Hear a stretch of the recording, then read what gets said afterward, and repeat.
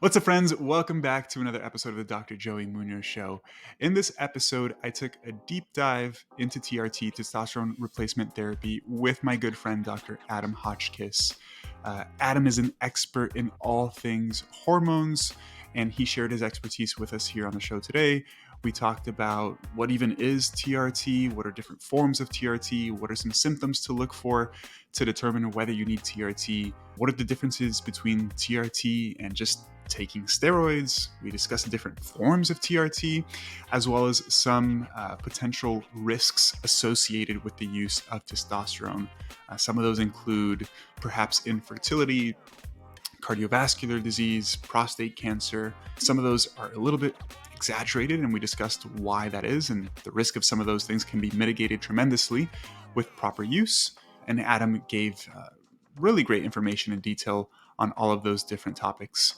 I hope you guys enjoy the episode. Before we get into it, if you're enjoying the podcast thus far, you know I say this every single week, but I beg you, please, to leave a review and rate the podcast. It helps me tremendously. It only takes you a second. It helps me grow the podcast and reach more people. And it's just an easy way for you to show a token of your appreciation. Thank you so much, and I hope you guys enjoy the episode. Yo, Adam, what is up, my man? How are you doing today? Thank you for taking time to be here with us. Good, man. Yeah, thank you. Super excited to be. Awesome, dude. Well, you and I connected what? I can't even remember now. Probably at least 6 months ago. I was on your podcast, right? At least 6 months ago. Yeah, probably like that. And then we probably was... talked for, 6 months prior to that too.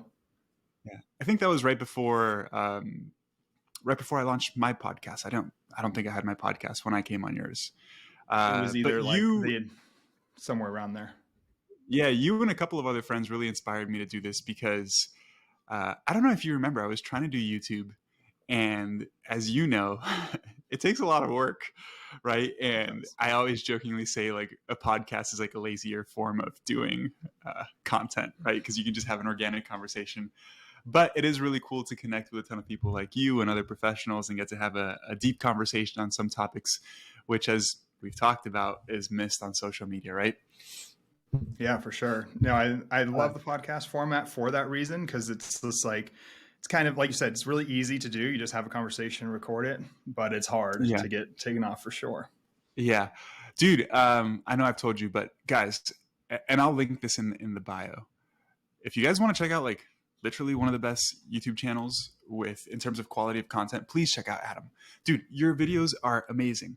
The humor is great, and just like the punch, info is fantastic, and it's pretty easy to understand, and you're covering some really cool topics.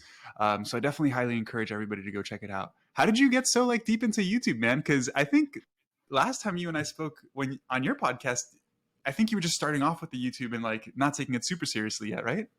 Yeah, so I actually I love YouTube. I'm a huge connoisseur of YouTube. Like since I started in the fitness space, there was so many of the early fitness influencers who were on there just giving a lot of good information. I learned a lot from YouTube. And I've also always been super passionate about the creative process. And then when I was actually in residency, I had a YouTube channel that had to be shut down. Unfortunately, I got in trouble through my residency program for making one.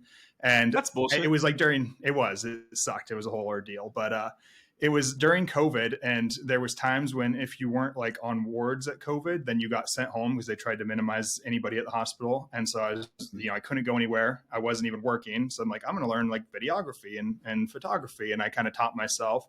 So I made a pretty cool YouTube channel then and got really into editing.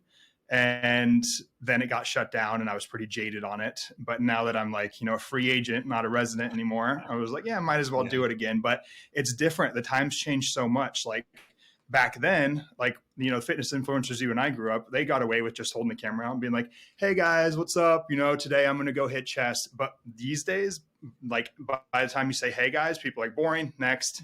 So you have to have like this like Mr. Beast type mentality that if you don't hook them in the first 3 seconds and just start hitting, their people are going to swipe off. And now I'm trying to figure out how do I incorporate that style with some scientific knowledge, because we have people like Derek, but those are like 3-hour videos of him being like, hypothalamus will, but, and it's like boring for a lot of people. Unfortunately, I can't He's do that already kind well of stuff. established. He's already well Yeah, established. It's so much more difficult when you're starting off, really, to capture so attention of hard. people who like don't even know who you are. But dude, seriously, I'm not exaggerating at all. I think you're doing a fantastic job with it. Like, I used to consume a ton of YouTube educational stuff. I literally don't anymore because I find it boring to sit down and watch a 15-20 minute video. But yours are really fun, man, because it's like it's education, but it's very entertaining. So it's like you get a good I laugh out appreciate of it. it. I think you're doing a great job with it. And Thanks, man. we'll, like, mark my words on this podcast episode, I think through the course of the next 12 months, it'll probably grow a crazy amount. I hope so. Yeah, and then everybody will come to this channel after they look me up. Come exactly. subscribe here. Dude, so we are going to take somewhat of a deep dive on TRT. But before we do so, I'd love if you share some of your educational background and what you do professionally as well, so people know that you are a credible source of information and not just some random dude I pulled out of my DMs to talk about TRT. Yeah, well, I might be. I kind of am just a random dude in a way too, because my education actually has, almost like no carryover into TRT and things like that. Because by training, I'm a foot and ankle surgeon. So, I was just a bro at heart, really. When I graduated high school, I was not a bro yet. I was like a skate punk, kind of just degenerate, and went a few years that way before I actually developed a really strong eating disorder, and nutrition is kind of what got me into all of this, because I had a really bad eating disorder, anorexia, which then turned into like bulimia.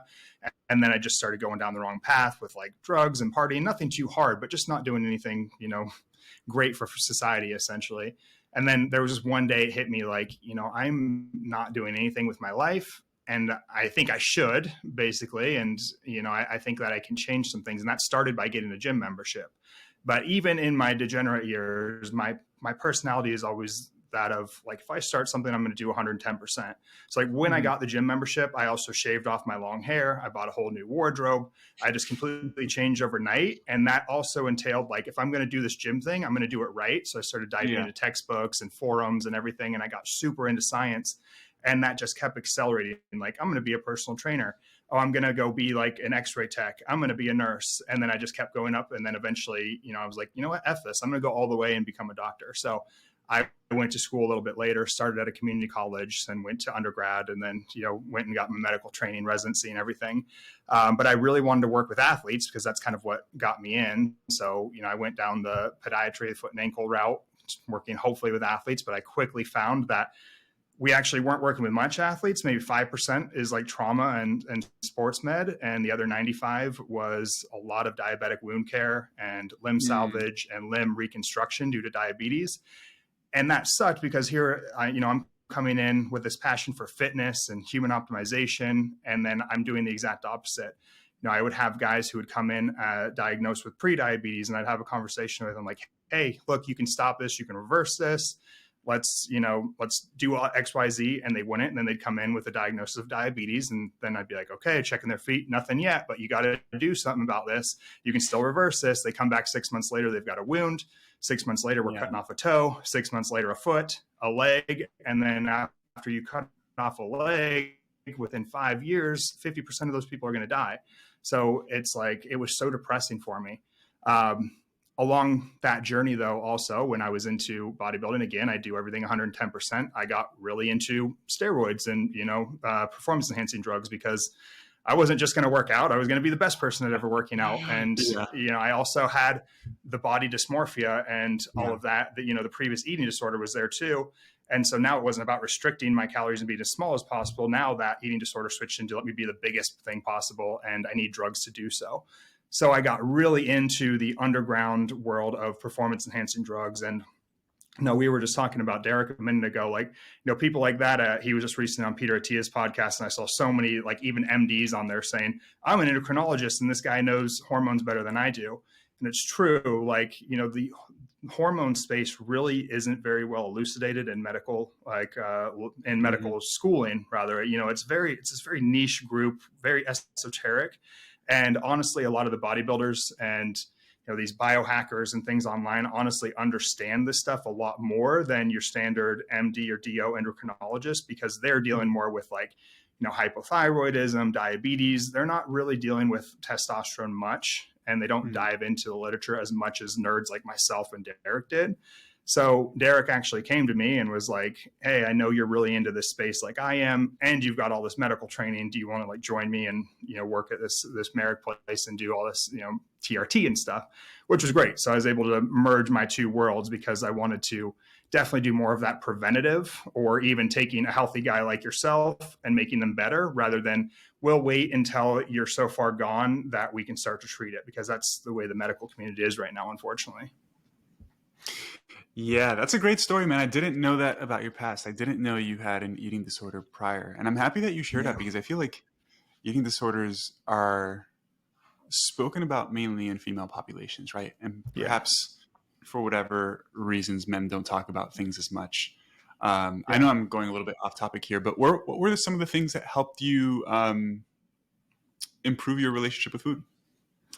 Yeah, that was a tough, long road. Like, I never did any therapy. I never met with a dietitian. My wife now is an eating disorder specific dietitian, and I wish I would have had somebody like her. I mean, I just kind of got through it myself. It was weird. So I don't even know really how it started. I think just like, and actually early on, probably even when I was like 5, I remember being concerned about my hair and stuff. And like, I had a little like pocket comb, and I would comb my hair like in kindergarten. Like, who's doing that? I was super concerned about the way that I looked all the time. And then I kind of had a mixed family. Like, my parents got divorced, and I got a brother and sister when I was around 6. And I remember my brother and sister were very lean, and I kind of was a little chubby, not even really, but brothers being brothers. I definitely remember this time when he grabbed my stomach and was like, called me chubby or something. And it was like that moment that I'm like, man, he's so cool, and he's really lean, and you can see his stomach muscles. I didn't even know what they were called or anything, but like, I don't have that. And I always felt kind of less than from like starting there. So like, even in high school, I remember I would wake up early before my family and sneak out and run. I would do crunches every single night. Like, I always wanted to have abs, even though I was a skateboarder who hated jocks and anything musculature. I still was like sneaking around, like doing crunches and running. So it just was this obsessive thing that just kept perpetually getting worse and worse and worse until like, after high school, then suddenly I'm like eating, or like I would binge because I'd be so restrictive that like, if my family left the house, all of a sudden I'm eating everything. And the crazy concoctions of things you make when you have like this bulimia binge disorder is insane. And I would just like feel, it was such a weird feeling, because I honestly felt like I was outside of my body, and be like, stop, dude, stop, that's enough. And I couldn't. And then I'd be like, okay, I got to go throw this up. What helped me, I think, was finally realizing, like, when I started fitness, like, hey, I need those calories to grow, and I'm never going to be that big muscular person if I don't have those calories. And I came to terms with the fact that I could get fat. I got really obsessed with people like, Lee Priest, who would get super fat in the off season. And it probably wasn't the healthiest, but it worked for me. I would go, okay, those guys get fat and they're able to get leaner. So that was like, my little safety net. I would be like, I will get leaner in the future. So I didn't do it through any normal means, but it was just really learning that like calories were essential for the performance that I needed and the growth aspect. So that's how I looked out. Now, if I were to talk to Victoria, my wife, she would say that would be a terrible thing, that, no one should go down that route of like, oh, we're going to focus on a new physique goal. They should really work with a dietitian and like an MD who specializes in eating disorders, I think. Yeah. Which I totally agree with. But I mean, I'm a huge proponent of fitness being a gateway to overall health, right? And I feel like most of us, especially men who started in fitness perhaps when they were young teenagers or like 18, 19 years old, it's always because of extraneous variables. Like you just want to look good. But I don't think there's anything wrong with starting for that reason, because it slowly becomes into something else and like really does positively impact your life in every aspect. So it's 100%. Cool to hear that fitness was pretty much, it sounds like, the main thing that helped you transition away from that. It really was. I mean, there was points, like, this is what I mean. It would be great to get more help, because there was points that I would like relapse in that fitness journey. For example, like, even when I got into CrossFit and I thought like, oh, cool, I'm just void of all image because this CrossFit gym doesn't have mirrors and we don't talk about the way that we look. And I was like, this is really what I need. And I felt like that was really therapeutic for me. until there was a point when like I had to pull back on the CrossFit, and then I started seeing my abs blur a little bit, and I like relapsed. I remember even being much, I'm probably like 5 years out of that initial eating disorder, and I'm finding myself like causing myself to throw up again, and that's been a while now, because at this point I really do feel comfortable with food finally. But there was points when I did have relapses throughout my fitness journey. Yeah, it's tough, man, because I feel like triggers can be everywhere, right? And different people are obviously triggered differently by different things. Like I had a similar experience family wise, where like, not that I had a new brother and sister or anything like that, but just my one at home environment wasn't good. Like my parents were divorced and just like always had issues at home, but like my family was very focused on like body image, and like Hispanic families are like this. They're just like, oh, you're a little bit, you're never okay. Like you're either too fat or too skinny. Like that's always the messaging, right? Like if I was a little bit heavier, like, oh, my mom would be like, oh, you're fat, and like literally just like that. So would my entire family, and they would just like roast the hell out of you.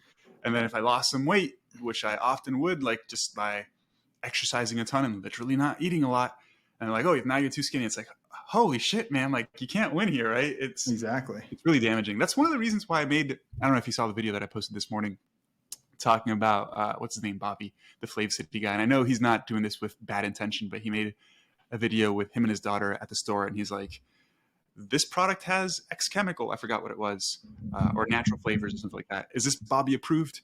And the daughter was like, no, it's not Bobby approved. And it was supposed to be like a cute video, whatever. But it's damaging. Like, I know. Right? It's like, first off, there's nothing wrong. He was pointing at like Cliff Bars or something like that, like Cliff Bars of all things.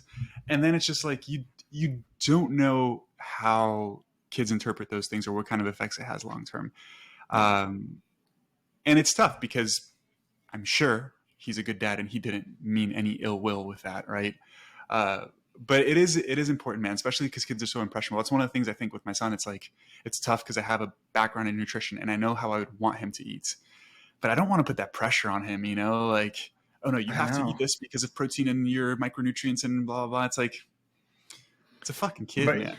You also don't want him to go to the other extreme, oh, McDonald's is normalized and it's okay to drink soda and eat candy, and you don't know, like, how do you well, there's some really great resources, man. There's a couple of people that I follow who talk about nutrition specifically for kids and how parents should talk to kids, and talking about how, like, the whole idea is not saying that certain foods are bad for us or inherently dangerous or anything like that, but like emphasize the importance of healthy foods, and these are good for us, and you should eat foods of different colors because they have different health effects, right? And like maybe pushing the positive side a little bit more, and like eating as a family and having them see how you eat and interact and all that good stuff. Anyways, I'll let you know if I figure it out in a couple of years.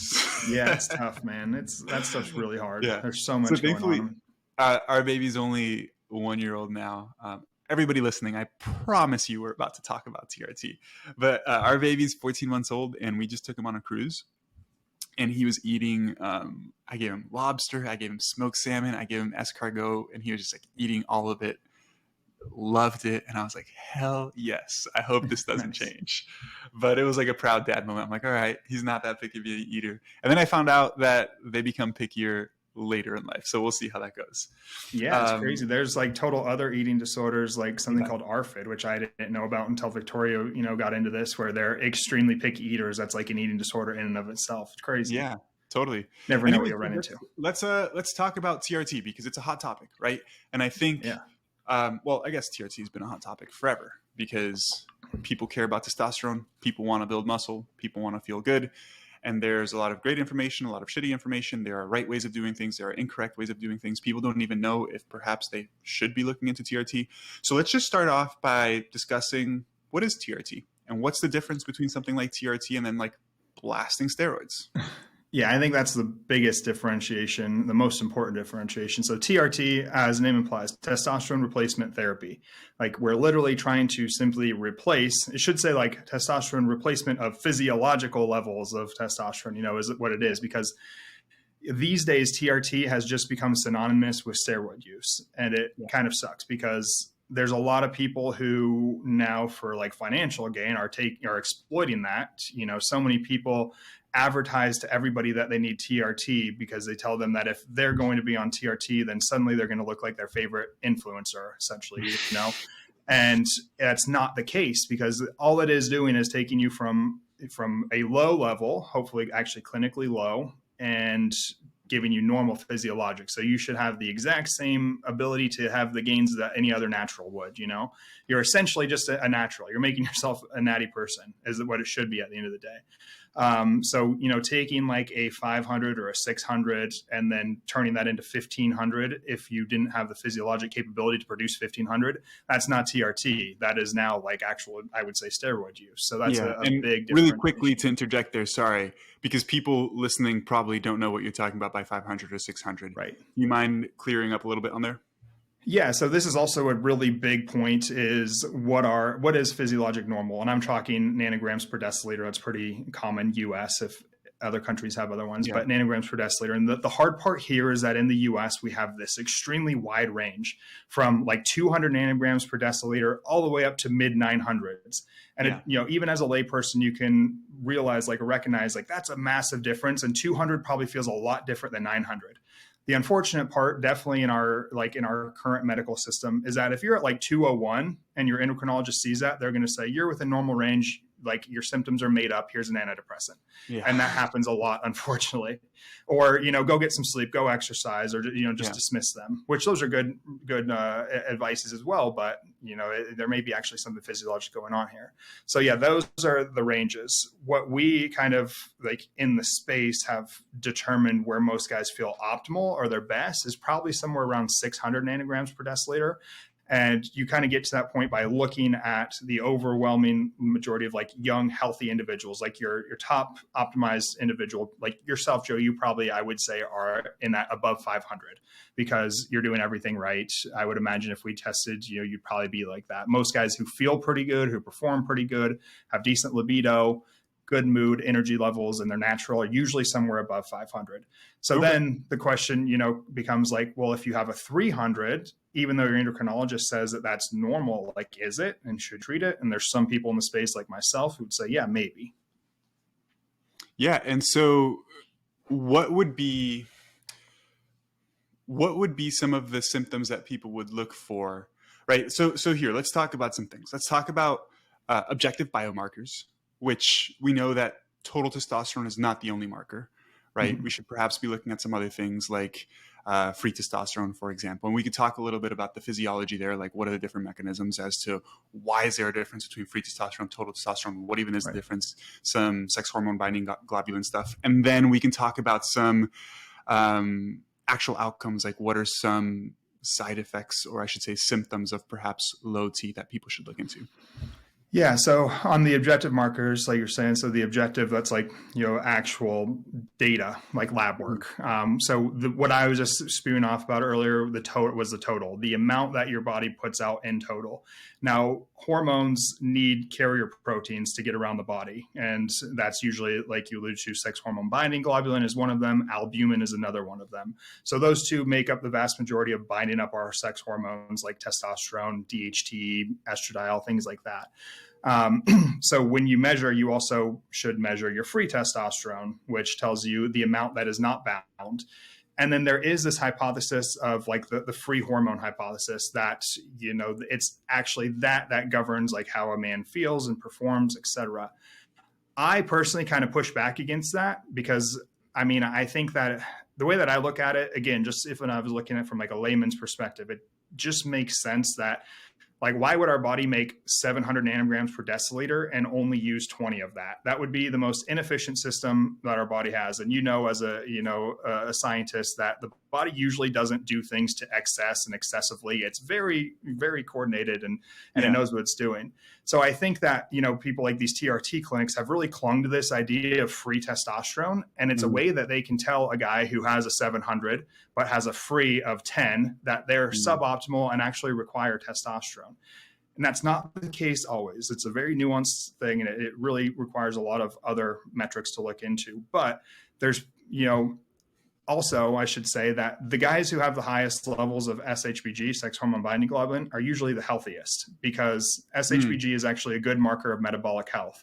The healthier you are, the higher your SHBG is, because things like insulin, excess insulin production, and excess inflammation suppress SHBG. So we see low SHBG in type 2 diabetes, metabolic syndrome. So mm, does it make sense that SHBG should be low in a healthy individual? Probably not. It's correlated with better health outcomes. So mm, I just always question that. It was all based off like one study where they kind of took SHBG with hormones attached to it, put it next to a target tissue, and it wasn't easily like let go of. But that mm. study was like redone using prostate tissue, and the SHBG jumps right over because prostate tissue has a high affinity for that testosterone, or vice versa. So in my opinion, I'm like, does SHBG really matter that much? All the way that I see it is like it's a bus and it's taking your hormone to the target Yeah. tissue. It will release it and let it go. You will find sometimes though, if it's like super suppressed, like a guy's a very low free, then maybe they're not feeling as good. And that probably due to neurosteroid cascades downstream from testosterone.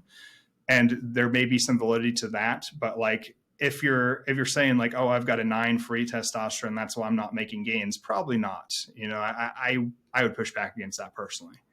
Yeah, so I want to ask you a couple questions here. Mm-hmm. So I think the hypothesis that you presented makes sense, right? Because if you take any sort of biochemistry, and we're getting into some complicated stuff here that everybody might not understand, but essentially hormones and most molecules really function through a particular receptor, right? And a receptor is just a protein. It's either on the surface of the cell or it can be inside the cell, but essentially the hormone itself doesn't do anything. It has to bind to the receptor to then signal a certain outcome, right?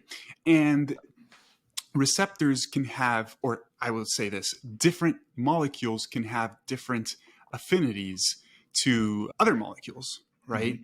And if a particular molecule is bound to something but comes in contact with something else that has a higher affinity to it, essentially it has a stronger ability to bind to it, then it's likely that it will unbind from the one thing and then bind to the other thing.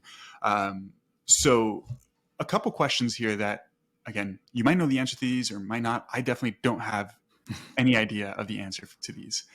Do we know that the affinity to the androgen receptor is higher than the affinity to sex hormone binding globulin? And do we have data to show that free testosterone is like the most active form of testosterone, or is that not really clear? So the affinity question, I'm not sure of. That's actually, I don't know why I've never looked into that, but that would be interesting to see. And I think that's going to depend on tissue, again, specific, because Yeah. I would say that the affinity for the androgen receptor is probably higher, and that when it comes in contact with Mhm. SHBG bound to testosterone, there's an exchange and it goes towards that. But there's some tissues that have a very low amount of androgen receptors. And to Joey's point, Mhm. like the receptor for testosterone is called the androgen receptor. So some tissues like prostate, for example, a ton of androgen receptors. And then there's other tissues in the body that maybe don't have as much, Yeah. androgen receptors. So it's less likely that that hormone will leave then. It definitely is the most active because that's the hormone. I mean, when free testosterone is free and not bound, that's when it can be aromatized into estradiol or 5-alpha reduced into DHT. And then from both of those, through other metabolic pathways, turn into other metabolites like neurosteroids.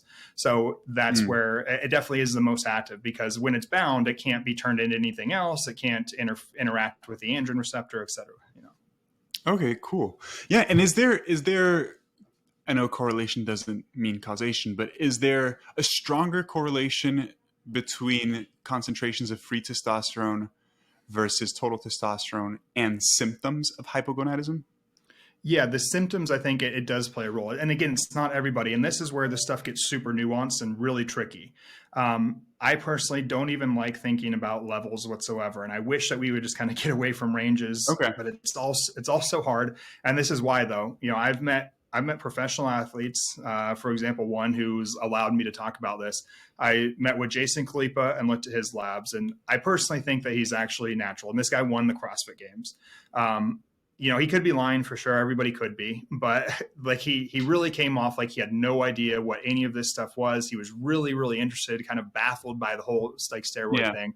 his testosterone when I saw him was like upper 300s. That in our community, most guys would say really low. And I'm talking to him. He's like, dude, I don't think I could have a stronger libido. I think my wife would kick me out of the house. And like, you look at him, the dude's winning the CrossFit games. He's just a beast. Looks great. Looks great. And so that 300 works really well for him. So there's like interesting studies out there that show that it's probably not the total level of testosterone. It's more probably the androgen receptor concentration. Correct. Yeah. So if you have more androgen receptors and they have a better sensitivity to the testosterone, you're probably going to have a more response. So meaning a 200 might have a robust response if you just have all of this expression of androgen receptors. Yeah. Or you could have a 2000 testosterone and few androgen receptors and not be making any gains and feel lousy. Unfortunately, we cannot test androgen receptors unless you're doing like muscle biopsies, and that's just not practical. So you have to go based off symptoms. So if I see a guy and he comes in and he's like, I feel great, and he's got a 300, no way, like let's not do anything about it. You feel awesome. Yeah. Conversely, if you meet a guy who's got like a 600, which you would think should be optimal, and they're like, I can't get it up. I have terrible libido. I'm not making gains. I'm not motivated. Maybe they would benefit from some testosterone. The problem though, is that those symptoms I just listed off could be 15 million other things too. You know, like it's so hard to tease out. So it takes a lot of work. And unfortunately, the way that a lot of these clinics are set up these days, they're not doing that deep dive. It's like, do you have low libido? Are you tired at the end of the day? You're a candidate, And it's hard. Are you tired of spending countless hours grocery shopping, cooking, and preparing your meals? I get it. Time is precious, and that's where Icon Meals comes into play. I've partnered with Icon Meals to bring you delicious, macro-friendly, and high-protein meals that will make it easier than ever for you to achieve your fitness goals. I understand that you may have hesitations over the cost of a meal prep service compared to cooking food at home. But let's face it, how often do you spend more money eating out because you didn't have time to prepare your food at home anyways? With Icon Meals, you not only save time, but you invest in your health. These meals are carefully crafted to be healthier and more in line with your fitness goals than most of the food that you eat out anyways. So why wait? Visit iconmeals.com and explore their wide array of mouth-watering meals. And as a special bonus for listening to this podcast, use code JOSEPH10 at checkout for a special discount off of your order. By the way, you can find all of the necessary links in the description of this podcast. Don't let time be a barrier to your success. Choose Icon Meals and fuel your journey towards a healthier, fitter you. It's tough because so many of these symptoms are influenced by other variables too, right? Like, dude, over the past year, sleep has been shitty because we have a baby, and energy levels are often low. Oftentimes, I don't want to do anything after work besides just chill and like lay on the couch, which is not like me. Sometimes my workouts, I don't dread my workouts. I enjoy the gym, but it's just like I'm just going through the movements for the purpose of going through the movement. I'm like, man, is something wrong with me? And then I start to think about it. And it's like, no, like pretty stressed with work because I got a lot going on and I'm not sleeping that well, at least not compared to how I used to. And it's like those things are probably more of contributing factors. And everything's related to, right? Like poor sleep will influence your testosterone levels. Yeah. So it's like, it is very complicated. But I guess practically, what are some symptoms that people can look for? And let's talk about it in a really practical way, right? Because like feeling tired is not just due to testosterone. Correct. But if you're feeling tired and X, Y, Z in combination, maybe you should look into TRT. Let's talk about those things. Yeah, so those are really hard. And you got to try to work with a practitioner that can really tease those things out. Like, for example, the libido one. I really think libido is a great metric to look at when it comes to hormones. But I think that's super complex as well and multifactorial for sure. And so I'll kind of try to give guys like a little mini thought experiment. Like, let's say you're on vacation, just you and your wife, kids are taken care of, all bills are paid, you got a bonus, everything's going perfect in your life. And she walks in, you're on vacation, you're in the hotel bed, she walks in lingerie and wants it, and you can't even be bothered. You're like, ugh, and you just feel like asexual. Maybe you actually have physiologic low libido due to testosterone. If conversely, you're working like 16-hour days and you're stressed and you come home and you're trying to get the kids to bed and you just zonk out at the end of the night when she's trying to get some, you're tired because you're just a modern man, and you're working really hard taking care of your family. So you got to kind of do that. And like you said, to your point, like sleep and energy levels is big. If you're getting adequate sleep, you're getting adequate nutrition, adequate hydration, adequate sunlight, adequate, relationships and everything. If everything seems normal and you're still kind of tired and drained and you have low energy, low affect, then maybe there is something wrong. But you really have to do, like, personally take a look. And unfortunately, people want the quick answer. And it's, everybody will tell you I'm doing everything perfect. Everyone will say that. And you'd be like, really? And it's nice because labs don't really lie. I often joke and say that it's kind of like Maury when I'm looking at labs, when he would say, like, well, the lab results are in, or the lie detector is, and you're not, you're lying basically. Cause, people be like, oh, I'm super dialed in. And I look and their fasting insulin sky high and they've got pre-diabetes and their lipids are, and I'm like, dude, I don't think you're as dialed in as you think. We need to go back and fix some of that stuff. Optimize health first. Yeah. So, but main symptoms, libido, erection quality is a big one too. So if, suddenly you can't get, very hard, or you're losing your erection really quickly, things like that. The energy levels, motivation is a big one for sure. I think like Huberman made the saying super popular that testosterone basically makes work feel good. Well, it's dopamine that does, but the testosterone and dopamine are closely linked. So, if you're just feeling no zest for life, and potentially it's worth looking into. I wouldn't say that you necessarily need it, but it's worth at least looking into and investigating. Yeah. So would you say perhaps a strong indicator could be if there have been recent changes, maybe not, let's not use the word recent, but if there have been changes in libido, mood, energy, etc., but lifestyle hasn't necessarily changed much at all? Yeah, for sure.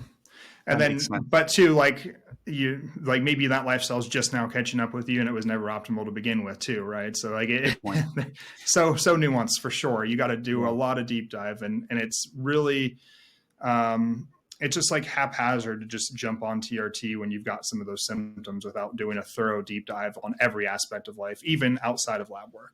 Yeah. And so how would you determine, Adam, if somebody, and I know it's nuanced, but I want to hear this nuance. If like somebody comes to you and like, how would you determine that somebody needs TRT if they have normal testosterone levels, not even on the lower end of normal, like let's say average 400 or 500 or so? Yeah, I mean, like we just talked about, go through all of those like prior criteria, like, are you sleeping enough, everything. And sometimes I can tell people are super dialed in, and then you can see even in their labs, they've got like a fasted insulin below 5, their A1C is beautiful, their lipids are good, their inflammation's low. You can just tell they're doing everything right. And a lot of it's funny because the guys who actually need it are usually the ones that push back the hardest against it. Like, no, I don't think so. I don't know. And I'm like, dude, I really think you benefit. But it's those guys who are doing everything right and they're super disciplined. And that's why they're getting up every morning and still going to the gym. They're still doing everything right, despite it being really hard and a lot of resistance. And that's what they're saying is basically like, my whole life, I've loved getting up and going to the gym. Suddenly last year, like middle of the year, I just lost all zest for it. I keep going and it sucks. And my joints are really achy now. And, I'm my libido, my love life is kind of taking a hit, and still everything is taken care of. Like, that's when it's like, okay, you could probably benefit from this. And, some of those older guys, I think like the SHBG is really important there too. Because with those guys, I think like liver starts to metabolize things a little bit slower. You may see like kind of a falsely elevated testosterone on labs, even though what they're feeling is actually a little bit lower. So yeah, there's a lot that goes into that for sure. And what's kind of like the average age that people should even perhaps start to consider this? Because again, you hear about a ton of 20-year-olds say, I feel these symptoms. Do I need TRT? Are there situations in where younger men do need TRT? Is that pretty much non-existent? Let's talk about that. No. Yeah. These days, I think it actually exists. And it's kind of interesting. Like, I think I changed my stance on a lot of things over the past few years. And, previously, had you asked me, like, did younger guys need TRT? I'd say absolutely not. That's BS.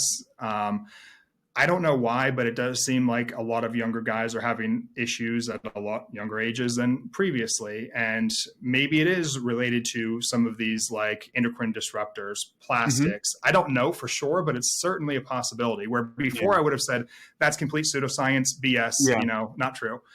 These days, I think maybe it is true. Maybe it's because their lifestyle is, causing a suppression. So there is a lot of obese younger guys these days with a lot of systemic inflammation, and all of this is suppressing testosterone output. But I think We used to say, like, as long as lifestyle is all dialed in, there should be no reason to have low testosterone. That doesn't seem to be the case anymore, because I do see a lot of younger, healthy guys who are kind of doing everything right. And I can tell, and, I work with them for months leading up to wherever we decide to do testosterone. And they do have low levels despite all that. Yeah. And then unfortunately, they've been put on a gamut of antidepressants and things that usually only make stuff worse. And it's kind of sad for younger guys these days. Yeah. They're coming up, and I wish I knew. I wish I could directly say, like, yes, it is the plastics, it is these endocrine disruptors. I can't say that for sure, but it's a valid hypothesis, I think. Yeah, I've heard in-depth discussions on that topic, and again, I personally haven't taken a deep dive on the literature, but from a hypothetical standpoint, it makes sense, and mechanistically, it makes sense too. And I think there's some correlational data to suggest that was like phthalates in particular, found in like most plastics, can disrupt testosterone production. I think there's some evidence showing that like mothers who consumed higher amounts of phthalates, their male children in particular, have lower testosterone levels. Now, I've only heard scientists talk about this. I haven't actually read the research myself, but I mean, it makes sense just because our environment does impact every single aspect of our physiology, right? Now, the question that I always have is like, to what degree, right? Because we can argue that we can make a strong argument that most things influence most things to a certain degree, right?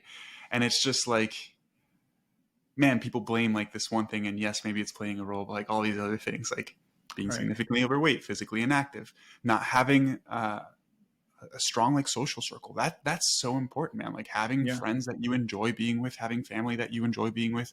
I think that's one thing that people really struggled with during COVID in particular, isolation, right? Like I think it's like rates of depression went through the roof, and loneliness itself is like a huge indicator of health and mortality. And it's like, you got to take care of all of those things first to then be able to determine whether something's going on. And I guess you can use medication as a patch, right? But the underlying issues are still there. Right. And sometimes, like, so what I would prefer somebody personally, like if it were my loved one, like it would make sense to me personally, like let's try a bioidentical hormone before we try some synthetic transmitter, like, mechanistic that we can't even measure, so like an SSRI, like we don't know that their problem is coming from low serotonin. We literally cannot measure that. We can, however, measure testosterone, but like if you bring up testosterone to your doctor, then no, like there's something wrong with you. You're kind of shunned. You're looked at as either a pseudoscientist or just a guy who's trying to get, big. But conversely, that like if you even hint at being like, I'm kind of depressed, SSRI, like it's given away like candy these days. And that's kind of crazy to me.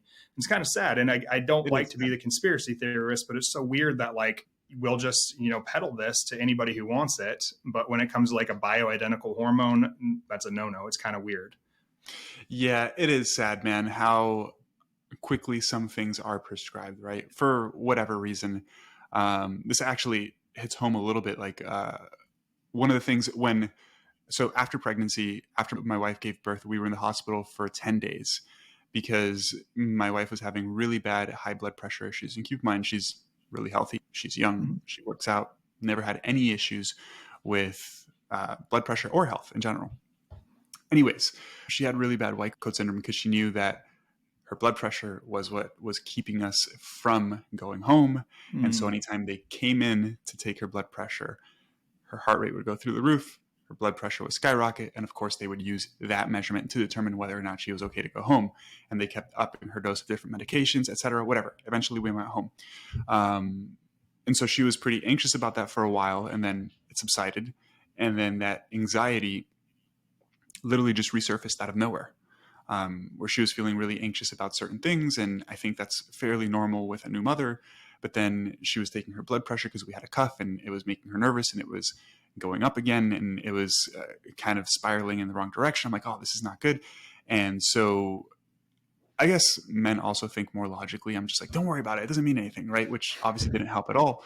And so she scheduled a meeting with her physician, and obviously I was super supportive of it. But the one thing I was like, listen, if they just prescribe some medication, like it might not be necessary. And it's scary, like if they just prescribe something for the sake of prescribing something to address your symptoms, which hopefully is not the case, but often does happen, right? Mm-hmm. Thankfully, they didn't prescribe anything, and they told her she was fine and just waited out, and perfectly fine. But man, like, yeah, I know people personally who just like have been dealing with some stuff. They go to the doctor and they're prescribed an antidepressant, and some of them perhaps need it, some of them perhaps benefit from it, but others definitely don't. It's just like so readily prescribed. Yeah. And like in your wife's point, that's like a perfect example. Like that is like, it was likely hormonally driven. I would guess, Yeah. because like after a pregnancy, levels of progesterone drop significantly. And then progesterone usually converts into allopregnenolone, which has a strong impact on GABA. So that would normally calm her, leading to more anxiety, depression, things like that. Mm-hmm. So like we can actually treat postpartum depression with like allopregnenolone, the metabolite Mm-hmm. of progesterone, and women usually feel significantly better. But instead, most of the time the go-to would be antidepressants. And it's just so weird to me that we always pick those as go-tos rather than endogenous hormones. Like endogenous hormones are super stigmatized. Just seems weird to me because I mean it's like what our body produces. It's it's as silly as like saying like glucose is bad. It's because things are going to get converted into glucose endogenously anyways. It's like it's kind of crazy, but we just stigmatize things that the body produces naturally. It's weird. Yeah. So TRT, I know there's a couple of different modalities and therapies, right? Different forms of testosterone. Are there differences between them? And if somebody is considering TRT, are there some things that they should consider with some type of medication versus others?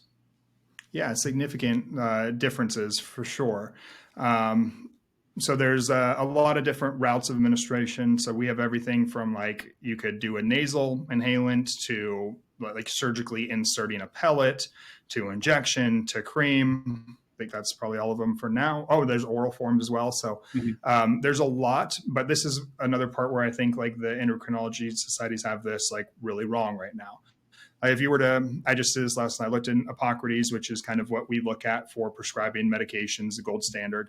And it says like for men, testosterone replacement, like one injection every 2 to 4 weeks, which is just crazy. Because if you think about how the body naturally produces testosterone, it's literally every single day the testes produce a little bit of testosterone in the morning, and your levels pretty much kind of look like this. Like if you were to see a men's testosterone, like they kind of spike and drop, but they stay within like, pretty stable. Where the way that we treat it oftentimes is a large bolus, and then we just let that fall down until you need it again, then you get another large bolus. And that leads to a host of issues. And usually they'll immediately put you on an aromatase inhibitor. So that's something that blocks the conversion of testosterone to estrogen through the enzyme aromatase. So it inhibits that aromatase enzyme. So they always put guys on that. And it's just kind of crazy because like estrogen is one of the big benefits of having higher testosterone. Estrogen in men is neuroprotective. So it's good for our brain. It's good for our heart. It's good for our libido. There's so many benefits to it. And the normal way of injecting is like once every 2 weeks, and you take an aromatase inhibitor. Well, if you just increase the frequency to these micro injections or like micro applications, like either daily or every other day, usually those levels mimic a lot more of that normal fluctuation, just kind of daily. You have less aromatization because you're not getting these massive spikes in free testosterone that can then be aromatized.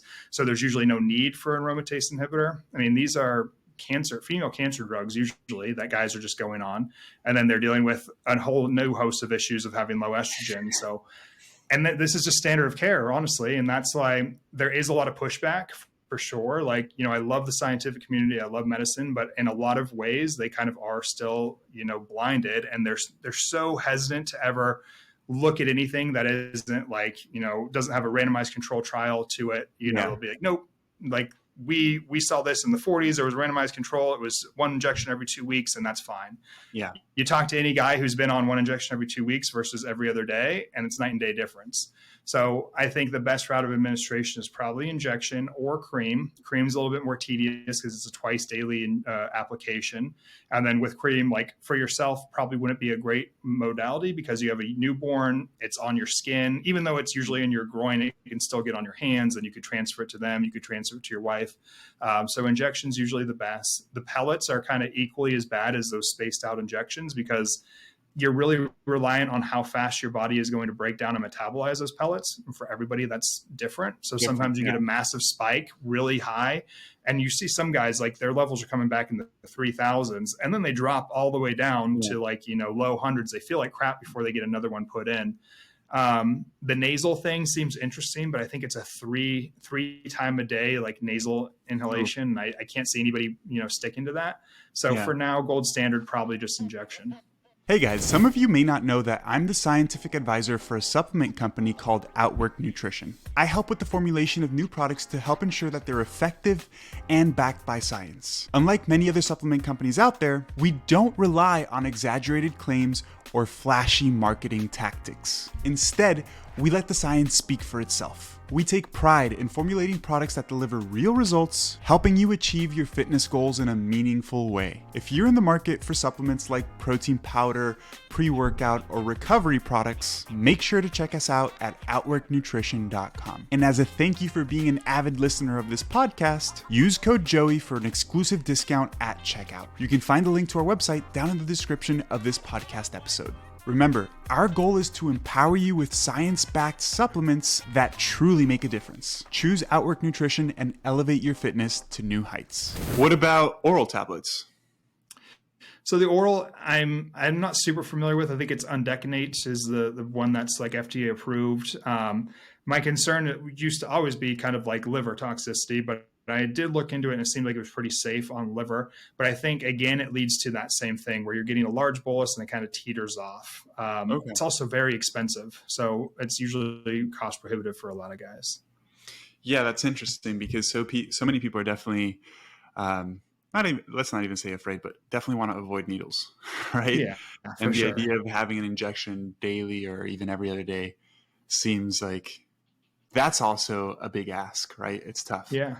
I think another thing we should definitely bring up to those listening, like testosterone is a big commitment. And this is where some people might be thinking like, oh, well, if you need testosterone for a little bit, great. But that's not the case because again, going back to our bodies are highly efficient. And when you inject testosterone, our brain very quickly realizes like we're getting testosterone from somewhere. We don't need to make it anymore.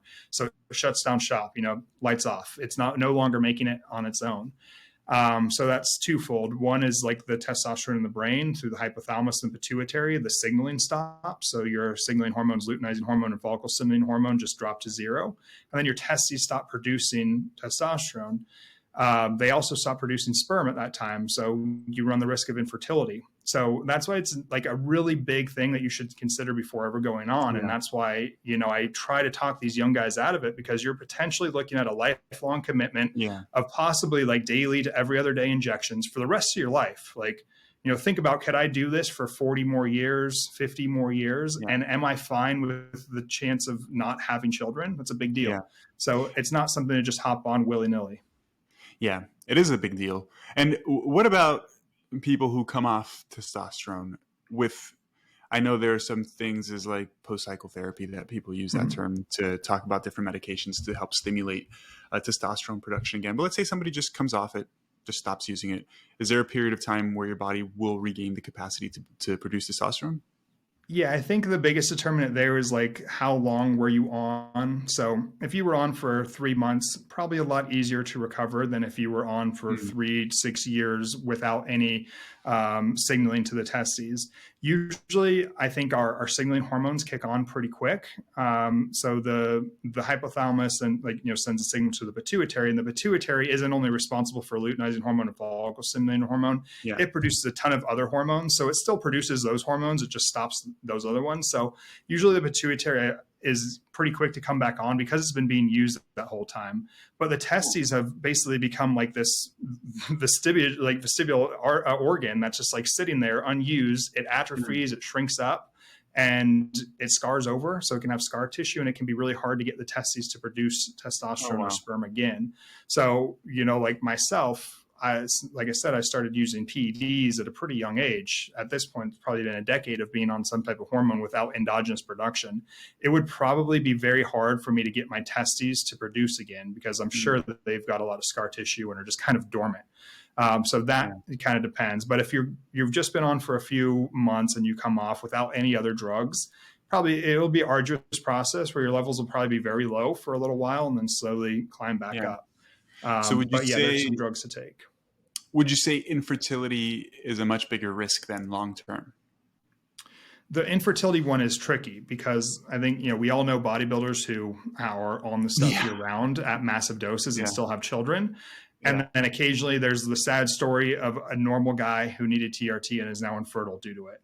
And it's really hard to tell. Testosterone, it's not going to make you infertile for sure. We know that because we've tried to use it as a birth control and it's never been approved as such because it wasn't very effective. Guys still produce some amount of sperm. So it's possible to still be producing sperm despite having like low LH and FSH and being on. But it's such a crapshoot that I tell people like that's something that most people don't want to mess with. Yeah. Like, that's a big part of your life, as you know. If I would have told you a few years ago, like you could never have your son, you would do anything to make sure that would happen, Yeah. So that's not one to risk. I usually tell guys if they are going down that road to get their sperm frozen first. And then you always have something to fall back on. That's probably the most ironclad way because there's a chance that you may not become infertile, but there is a chance that you might. So don't take that lightly. Yeah, totally. That's a great explanation. So, niche topic here. Is there any situation or, I guess, justification, situation's a better word, where women may benefit from TRT as well? Yeah, absolutely. A lot for sure. The way that it's kind of looked at in the normal kind of standard medical community right now is usually used in postmenopause and specifically as it's related to libido. So for women is postmenopausal and dealing with low libido to an extent that it's impacting her quality of life, then it'll be used. But there are cases where younger women, either pre or perimenopausal, may have low androgens as well and may benefit from it, especially in the libido department. It's great at enhancing women's libido. It's important to, dose it appropriately because women are a lot more sensitive to androgens, than men that can have what's called virilizing effects or masculinizing effects. So they can, develop facial hair, deeper voice, clitoral growth, things like that are obviously unwanted or maybe wanted for some. I don't know. Yeah. Kind of depends on the individual. But you got to be careful with that kind of stuff. Yeah. And is that, I guess, because when we talk about TRT, immediately you think men, right? Like immediately it's like, oh, men, TRT. You rarely ever think about women. Is that like a growing space at all? Is it something that's becoming more prevalent? Yeah, so for sure. We see a lot of women who come in either already on testosterone or very interested in it, and a lot of women get put on it. And so, yeah, it's definitely growing in popularity, I would think. And a lot of women really enjoy the way they feel on it. Like they get a lot of those benefits, like better motivation, better like dopamine response, their libido's enhanced, their body composition improves, and they like it. So it has a lot of benefits in women too. Just again, you got to be really careful with dosing because where we're talking about like 200 to 900 with men, with women that's like 8 to maybe 40 or 50. Like it's a lot smaller.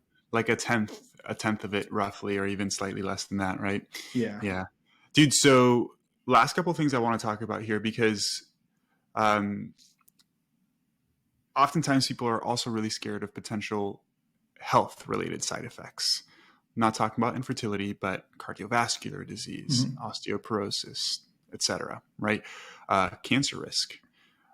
So I did a deep dive on this, relative deep dive, a couple months back because I was writing an article, just a general overview of TRT, symptoms of hypogonadism, and what the overall evidence shows in terms of risk of disease. Because you hear people talk about, risk of cardiovascular disease goes through the roof. Risk of prostate cancer goes through the roof. And then you start to read the data, and when used properly, it doesn't seem like that's the case at all. Is that true? Yeah. Yeah, 100%. And again, it's one of those things where like even a lay person could probably realize that if we're truly doing just testosterone replacement and replacing normal to eugonadal states, like normal testosterone, there shouldn't be any effects whatsoever. Side effects should be non-existent. You should be a normal man. When problems arise is when it's dosed inappropriately, too highly. Obviously like a bodybuilder who their levels are not at 900, they're at like 3,000 or 4,000. Like that's a huge androgen burden that can have a lot of negative side effects. The exact same goes for, again, the glucose. Glucose at like 100 is totally fine and great for the body, and that's what you need. You turn that into 300, and now you're going to be in like a coma. So it's just the exact same thing. it kind of gets like thrown around a lot in the media as, having all these detrimental effects, but it's just simply not the case. Recently, we had the Traverse trial, which was finally like the first randomized control trial for testosterone and looking at its effects on cardiovascular disease. And they found that there was no increased risk of cardiovascular disease with testosterone. And most of us would be like, duh, but for some reason it's been perpetuated and even has a black box warning on it that it does cause cardiovascular disease. Then when asked if that black box warning would be removed after this trial, they basically just said, like, I don't know, we'll think about it, which is kind of crazy because this was a massive trial. Yeah. So it's again, really weird where the stigma comes around it. When it comes to like prostate cancer, that's another one. Again, normal physiologic levels, you should basically have the exact same risk as a normal guy. So it's true that if you're hypogonadal, you probably have less risk of prostate cancer, meaning so a guy who doesn't have any androgens in their body or a very low amount is going to have less of a risk of developing prostate cancer than you do. You take that hypogonadal man and give him normal levels, you have increased his risk, but you've increased it to baseline. So that's where it kind of got skewed to, is it found they had an increased risk. Well, they had an increased risk to their prior state, but their quality of life is so much better, et cetera. So the way we usually look at like prostate is it doesn't cause it, it can exacerbate it. So that's why sometimes like a treatment for prostate cancer is androgen deprivation, essentially. Yeah. But the thought there is changing a lot too. And it's really interesting. There's a lot of urologists these days that are actually giving TRT to men who have prostate cancer. So it's an evolving field as well. Yeah, I read some of that, and it's confusing, especially when you only read for 2 or 3 hours, because there's just so much data on it, right? You could spend days reading that stuff. But it's funny, because on the cardiovascular side of things, it's like actually being hypogonadal increases your risk of cardiovascular disease. 100%. Likely through estradiol, which is the interesting point, because like testosterone doesn't seem to be cardioprotective. It's probably cardiotoxic in a way, or causes issues like, testosterone will increase renin-angiotensin aldosterone, which increases sodium retention and water retention and higher blood pressure. But estradiol is super cardioprotective. Like, men die of heart disease at much higher rates as women until women hit menopause, and then they equal out because now they both have low estradiol.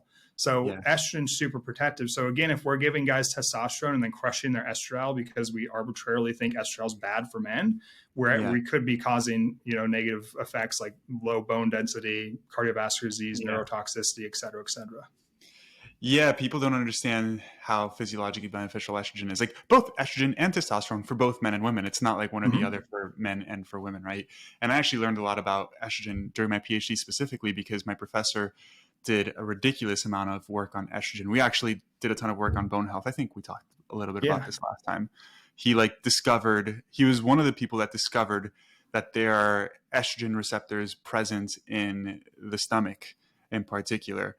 And I can't speak to the function of estrogen receptors in the stomach, but it was definitely cool stuff. And I was like, oh, because I used to think like, yeah, men, you don't want estrogen, right? Like I think that's like a common misconception. And then you start to learn about bone health and the role of estrogen there, because that's one of the things that we looked at a lot. And then even in men, there's a relationship between loss of bone density and loss of estrogen as you age, even though that estrogen levels are fairly low in men. Anyways, one of the things that I was thinking about with regards to cardiovascular disease is one of the reasons that perhaps super physiological levels of testosterone may be dangerous. Could it be also due to heart growth and thickening of the heart walls? Yeah, exactly. So that's usually via like the increased blood pressure. I think also there's other high levels of androgens are probably to some extent inflammatory, especially all of the solvents and everything that are coming with that. So when you're getting a level of like 3,000, you're usually using underground sources to do so. So somebody made this testosterone in their bathtub, not in a pharmaceutical lab, and they have to use some pretty harsh solvents that aren't really meant for human use and really kind of cheap carrier oils that again aren't very good. I mean, truly like mechanical oils, like Paul Saladino would, say that all oils are, but seed oil. Yeah, exactly. You're just using all of these highly inflammatory compounds and injecting them in. Like, there was some of in my steroid days, some of the stuff that I would inject in, like it would just start reeking out of your pores. And I'm like, I know I took some years off of my life. It was just Yeah. like nasty, but you're injecting that. And so you're causing this, this like intra-arterial inflammation, which kind of Yeah. starts the cascade of plaque buildup and atherosclerosis. You've increased your blood pressure. So your left ventricle is working way harder. And then as that left ventricle gets too muscle bound and too big, it essentially is useless and it can't pump blood throughout your entire body. So you can develop heart failure. So we see some of these young bodybuilders developing heart failure, which is usually, in like your 60s and 70s, they're developing it in their 20s and 30s, which is really sad. It is really sad, man. In particular, I guess since we see it so much on social media too, how many young bodybuilders have passed recently. It's like, man, it's really sad. Obviously, for the love of the sport, like they love what they did and they wanted to be the best, but it's super, super sad. It definitely hit home when, what was his name? He wasn't younger, but Mountain Dog. What was his name? Oh, yeah, John Meadows. John Meadows. I love that guy, dude. I used to watch all his stuff on YouTube. He's just such a nice person. And then, like, obviously, you don't see it coming, so it's like out of nowhere. That was tough. I think I could be wrong, but I think didn't he have a clot or something? I'm not sure. I'm sure the years of steroid use didn't help, So, that's one thing with like when I quoted the Traverse trial, I want to be fair and say like the headline said no increased risk, but when you really dive into it, they actually did have higher rates of venous thrombosis. So like VTs or clots, essentially. They had higher rates of AFib. So it's something to consider. Like higher levels of androgens may cause a hypercoagulable state, like thicker blood. Yeah. So that's always a risk too. And there's people in the TRT community that say like, that's not true, blah, blah, blah. But I think it's still a risk to consider. Yeah, for sure. Yeah. And when you were talking about the prostate stuff, one of the things that I was reading in one of these large scale meta-analysis is that like, you definitely see an increase in PSA, prostate specific antigen, but the actual risk of cancer itself didn't seem to be elevated, which is interesting, right? Because we often base our thoughts specifically off biomarkers. And yes, biomarkers can tell us something, but that biomarker isn't necessarily the whole picture, right? Because one thing could elevate a biomarker, and that biomarker may be correlated to a particular outcome, but there could be something else elevating that biomarker, right? And or something suppressing it, like finasteride, for example, which a lot of guys take for their hair, that will lower PSA. So it's that's kind of scary for doctors. Like if they don't know that you're on finasteride and they're measuring your PSA and you're always coming back lower, you could kind of be masking prostate cancer. So it's something to consider if you're on that hair medication. Cool, man. Well, I've really enjoyed this talk, dude. I wanted to ask you personally, because you mentioned that you've essentially used a ton of stuff over the years. And you mentioned that it's probably been over a decade since you haven't been using some sort of exogenous hormone. Yeah. If you don't mind sharing, like, what do you use now? What did you use? Why did you decide to make a transition towards what you're doing now? What's like your game plan towards the future to try to be as healthy as possible?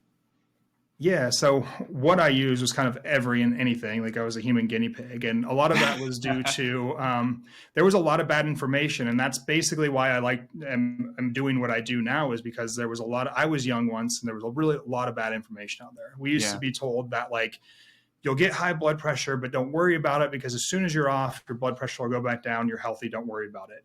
And then the only other side effects that you really heard about were like hair loss. And I didn't have hair loss. So I'm like, cool, I don't have to worry about that one. And acne. And I was like, well, I'm not really getting acne. A few on my back, no one can see.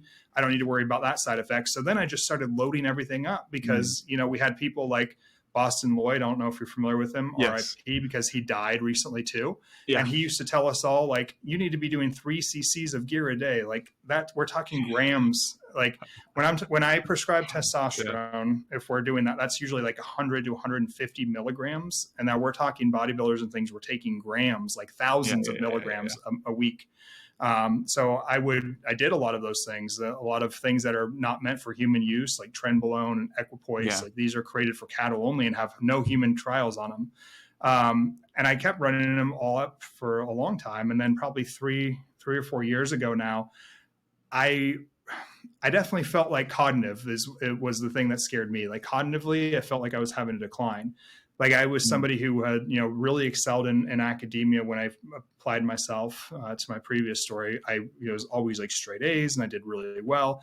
And then I was getting to a point where I felt like I couldn't even articulate in a conversation the thoughts that were going through my head. I was stuttering a lot. My verbal acuity was getting bad.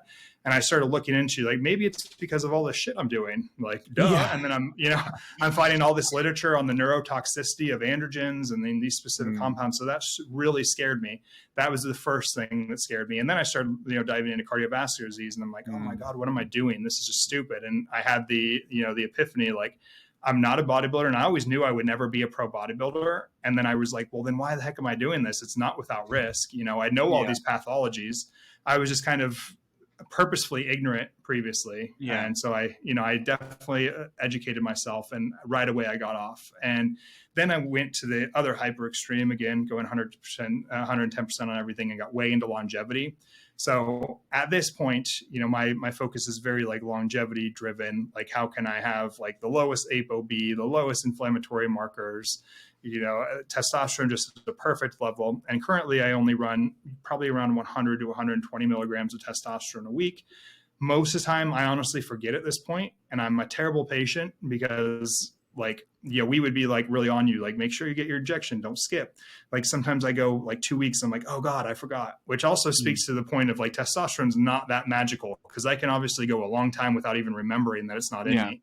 And my body has stayed pretty damn decent. Not to be conceited, but I still feel like I look better than 90% of the population. I've held on to a ton of muscle. Yeah. So I've held on to a ton of muscle. I feel great. I'm motivated. My levels usually never go above 700 max is usually where I keep it. Outside of that, I take DHEA and pregnenolone because those were very low when I tested.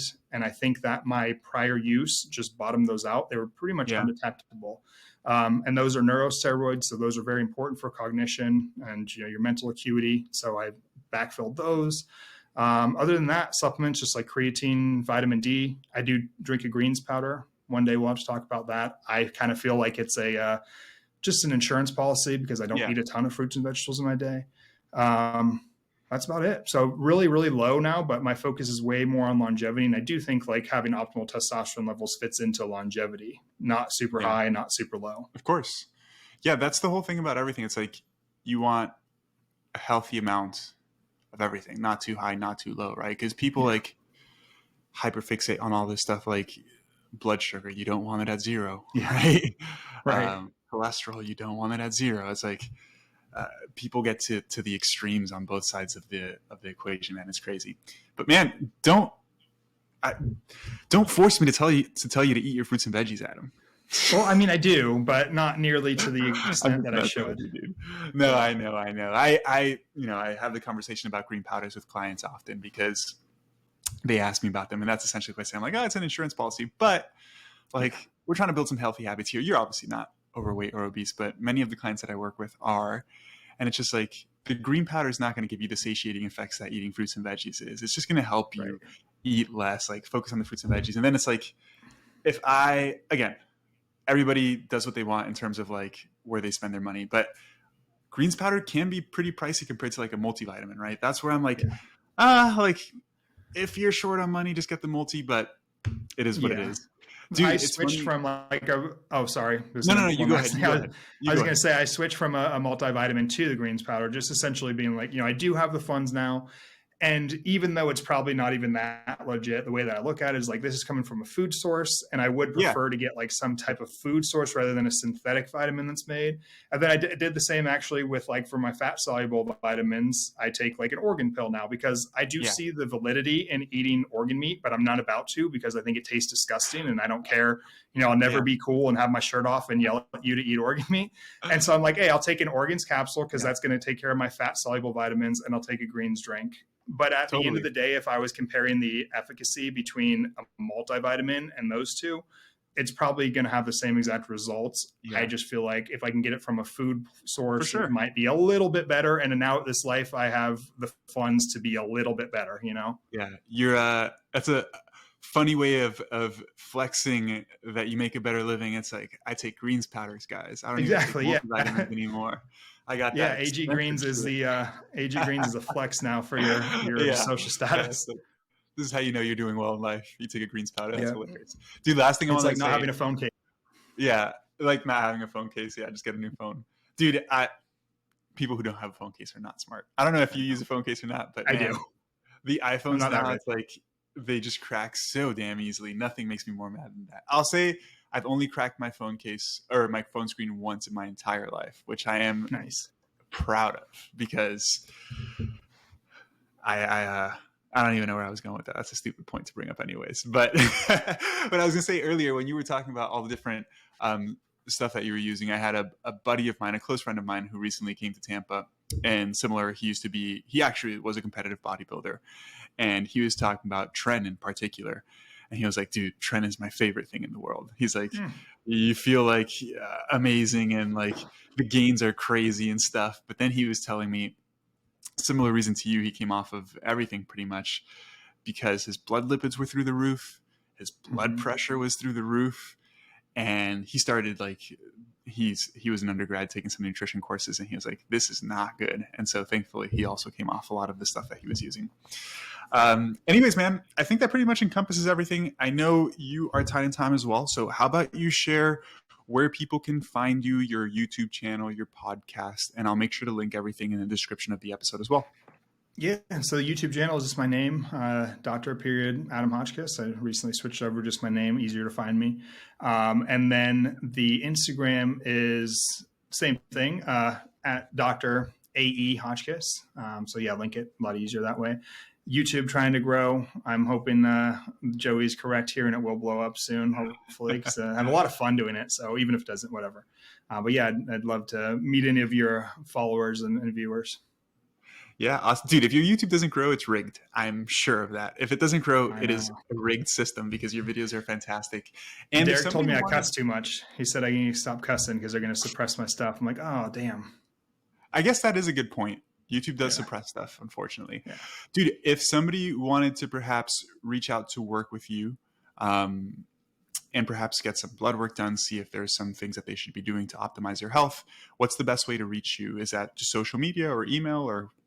Yeah, or just go over to Merrick Health because you still got to go by laws and it'll depend on states and everything that you're in. So probably just easiest to go through Merrick Health. But there's a lot of people very similar to me, same philosophies that could, you could even just use it for individualized self-service lab work, which is probably the coolest. So you don't have to deal with anyone if you just want to see a peek at your own stuff. You could utilize Atlas, which is my company as well, but we do mainly nutrition coaching. So if you're on this platform, just go to Dr. Joey. He's on his own right now, and he'll take care of you. But if you have any like eating disorder issues, we really do a lot over there with my wife Victoria. So we'll take the eating disorders and leave the performance stuff to you for now. Awesome, brother. Well, thank you so much, man. I hope you have a wonderful day, and we'll catch up soon. You too, man. Thank you.